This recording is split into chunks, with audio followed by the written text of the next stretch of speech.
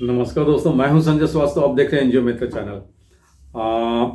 आज की वीडियो में आपको बताऊंगा या बताने का प्रयास करूंगा government proposals versus CSR proposals, दोनों में मेजर डिफरेंसेस क्या हैं।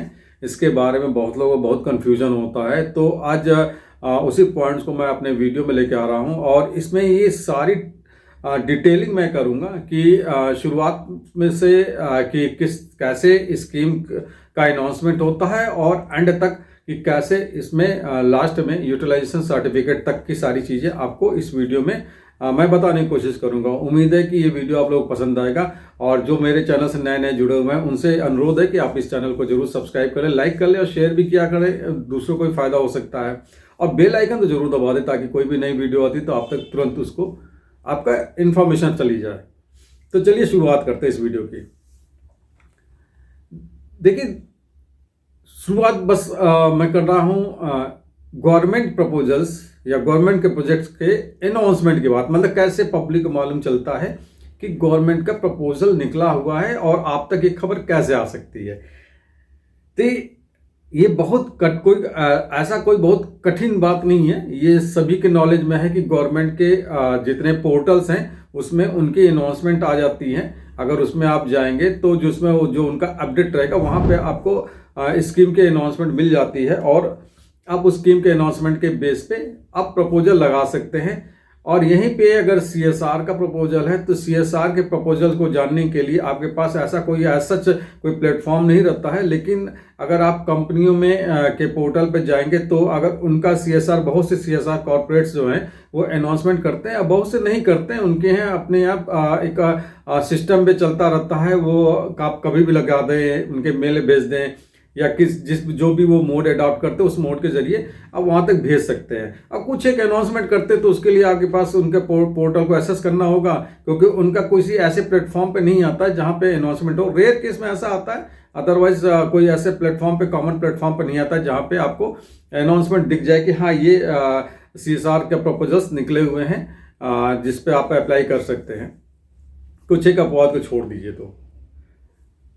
और गवर्नमेंट के तो इवन पेपर में भी आ जाता है और पोर्टल पे भी रहता है और बहुत से प्लेटफॉर्म पे भी गवर्नमेंट के दिख जाते हैं।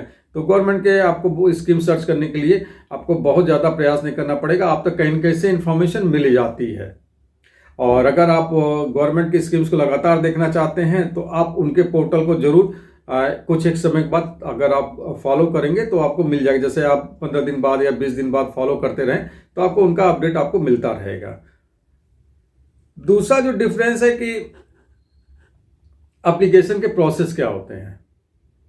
देखिए, गवर्नमेंट के एप्लीकेशन, गवर्नमेंट फंडिंग के एप्लीकेशन के प्रोसेस ज़्यादातर ऑनलाइन है। अगर टेंडर्स वगैरह को भी छोड़ दीजिए तो हालांकि टेंडर्स भी ऑनलाइन हो गए हैं, तो अदरवाइज मैक्सिमम प्रपोजल्स उनके ऑनलाइन है। कुछ एक में ऐसा होता है कि वो कहते हैं कि नहीं भाई आप एक फॉर्मेट दे देंगे कि इसको आप मेल पे डाल दीजिए। अदरवाइज मैक्सिमम प्रपोजल्स उनके ऑनलाइन प्लेटफॉर्म के जरिए जाते हैं।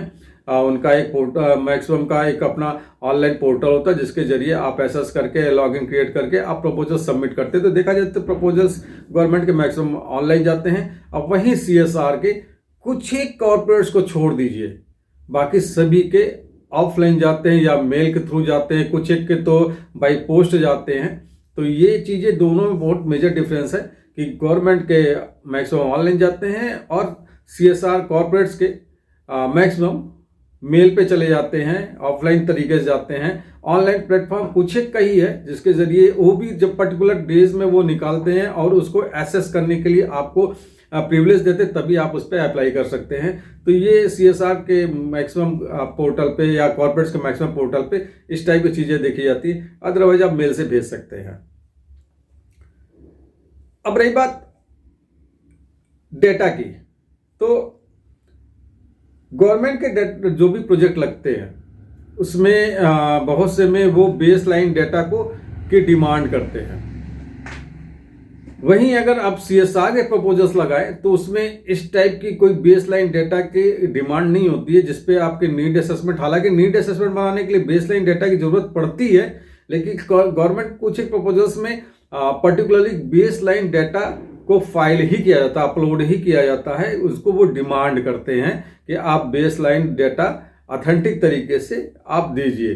तो गवर्नमेंट में इन चीज़ों की जरूरत पड़ जाती है। वहीं सीएसआर में अगर आपने बेसलाइन डाटा किया तो वो सिर्फ आपको मदद करता है नीड असेसमेंट रिपोर्ट बनाने के लिए, कि अगर आपके पास डाटा है तो आप नीड असेसमेंट रिपोर्ट प्रॉपर तरीके से, ऑथेंटिक तरीके से दिखा सकते हैं, उसको जस्टिफाई कर सकते हैं। तो ये दोनों में एक डिफरेंस आता है। अब प्रपोजल लगाने के बाद फॉलोअप कैसे होता है, इसको मैं बता दूं।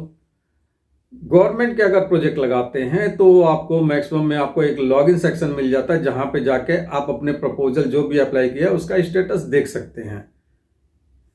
देखिए, ये मैं बात जो भी कर रहा हूँ वो नेशनल लेवल की बात कर रहा हूँ, सेंट्रल लेवल की बात कर रहा हूँ, क्योंकि अगर स्टेट के उस पर लगाते हैं तो बहुत जगह ऐसा होता है कि आप सीधे मेल पे भेजते हैं या सीधे डिपार्टमेंट में जाते हैं, तो वहां पे कोई आपको लॉगिन सेक्शन नहीं मिलता जहां से आप फॉलो अप कर पाए। जबकि सेंट्रल पर अगर आप स्कीम लगाते हैं तो आपको एक लॉगिन सेक्शन मिलता है जहां पे आप प्रपोजल अप्लाई भी करते हैं और फॉलो अप भी वहीं से करते हैं। वहीं अगर आपको सीएसआर में अगर आपने प्रपोजल लगाया हुआ है तो उसको फॉलो कैसा करना है, इसको थोड़ा सा आप ध्यान से सुन लीजिए। उसको फॉलो करने के लिए, जैसे आपने मेल पे लगाया है, मेल पे डाला हुआ है, तो आपको उनको मेल ही करना होगा। अगर आपने बाय पोस्ट भी डाला हुआ है तो भी आप उनको मेल कर सकते हैं। और अगर उन लोगों ने ऑनलाइन प्लेटफॉर्म के जरिए आपसे प्रपोजल डिमांड किया है तो वहां पे आप कुछ नहीं कर सकते हैं कि आप अपने प्रपोजल का स्टेटस सिर्फ उनके लॉगिन सेक्शन में ही जाके देख सकते हैं कि क्या इसका स्टेटस है। अदरवाइज ऐसा कोई भी आपको कोई भी प्रिविलेज नहीं मिलता जहां से आप फॉलो कर पाए। और लेकिन अगर यही मेल पे अगर आप डाले रहते हैं किसी कॉर्पोरेट के, तो आप फॉलो अप कर सकते हैं, बाकायदा उनको मेल कर सकते हैं कि आपके प्रोजेक्ट का स्टेटस क्या है या प्रपोजल का स्टेटस क्या है। अब अप्रूवल का मैटर देखिए गवर्नमेंट के अप्रूवल के लिए आपको कई एक स्टेप्स होते हैं। डिस्ट्रिक्ट लेवल पर वेरिफिकेशन स्टेट पे होता है, फिर सेंट्रल में जाता है, वहां पे मीटिंग होती है, फाइनल होता है, बहुत सी चीजें होती हैं। इस तरह से उनका अप्रूवल होता है। अप्रूवल होने के बाद आपके पास एक सैंक्शन लेटर जाता है रेफरेंस के साथ, तो सैंक्शन लेटर के बेस पे ही आपको आगे फॉलो करना होता है। वहीं सीएसआर में अगर आप देखा जाए तो आपके पास, उनके पास ऐसा कोई आप नहीं जान पाएंगे कि आपका अप्रूवल हुआ है कि नहीं, सिर्फ इसके क्योंकि अगर आपके पास कोई लेटर वहां से जनरेट होता है तो आपके पास आपके मेल पर इंटीमेशन आता है। जबकि वहीं गवर्नमेंट के प्रपोजल्स में आप जाएंगे तो आपको आपके लॉगिन सेक्शन में वो चीजें दिखने लगती, शो होने लगती है कि अप्रूव्ड वाले स्टेटस पे है कि कंसिडरेशन के स्टेटस पे है। लेकिन सीएसआर में आपको आपके मेल पे इंटीमेशन जाता है कि आपका प्रपोजल अप्रूव्ड हो गया है, तो ये स्टेप आपको फॉलो करना है। तो दोनों में डिफरेंस ये हो जाता है। और अब पेमेंट का प्रोसेस मैं बता दूं, गवर्नमेंट का और सीएसआर के पेमेंट का प्रोसेस एकदम डिफरेंट है। गवर्नमेंट ने एक अपना पब्लिक मैनेजमेंट फाइनेंस सिस्टम बना रखा हुआ है, पीएफएमएस जिसको कहते हैं, उन्हीं के जरिए उनका पेमेंट आता है। मतलब पहले वहां पे आता है, फिर वहां से आपको अपनी बैंक की मैपिंग करनी पड़ती है, उसके बाद से तब वो बैंक में ट्रांसफर होता है वो फंड, और फिर आप अपनी तरीके से वेंडर्स बना के आप लोगों को पेमेंट कर सकते हैं। और जिसका असेसमेंट गवर्नमेंट बड़ा इजीली करती भी है। तो वो एक उनके द्वारा दिए गए फंड को आप किस तरीके से यूज कर रहे हैं, ये उसको गवर्नमेंट कभी भी मॉनिटर कर सकती है इस प्लेटफॉर्म के थ्रू। जबकि सीएसआर में ऐसा कोई, जाहिर सी बात है, कोई प्लेटफॉर्म नहीं। उनको जो भी असेसमेंट करना वो अपने तरीके से असेसमेंट करते हैं। उनके लिए ऐसा नहीं कुछ है। जो उनका सीएसआर का जो विंग है वो असेसमेंट करता, मॉनिटर करता है और आपको चीज़ों को वो फाइनल करता रहता है और आपको अप्रूवल देता रहता है आगे के फंड के लिए। लेकिन कुछ ही जगह पे ऐसा जरूर है कि आपको जैसे स्टेप बाय स्टेप वो पेमेंट रिलीज करते हैं, तो आगे की स्टेप का पेमेंट पाने के लिए पीछे की स्टेप को आपको रिपोर्टिंग देनी होती है। इस तरह से सीएसआर में भी कई एक सीएसआर में ये सिस्टम को अडॉप्ट किया गया है। क्वार्टरली प्रोग्रेस रिपोर्ट आपको सबमिट करनी पड़ती है, उसके बाद से आपको नेक्स्ट पेमेंट रिलीज होता है, 3-3 महीने पे पेमेंट रिलीज होता है। तो ये आपके सीएसआर में, जबकि गवर्नमेंट में ऐसा कुछ नहीं है। गवर्नमेंट में बाकायदे आपको जैसे उन्होंने कहा कि नहीं, मैं 40-40-20 का रेशियो रहेगा, तो 40% रिलीज हुआ, फिर 40% रिलीज हुआ, फिर सबमिशन के बाद यूटिलाइजेशन सबमिशन के पास 20% रिलीज हो गया। इस तरह से गवर्नमेंट का प्रोसेस चलता रहता है। जब आपका प्रोजेक्ट कंप्लीट हो जाता है तो वो दोनों में, आप इवन गवर्नमेंट में भी या सीएसआर में भी, दोनों में यूटिलाइजेशन आपको सबमिट करना पड़ता है।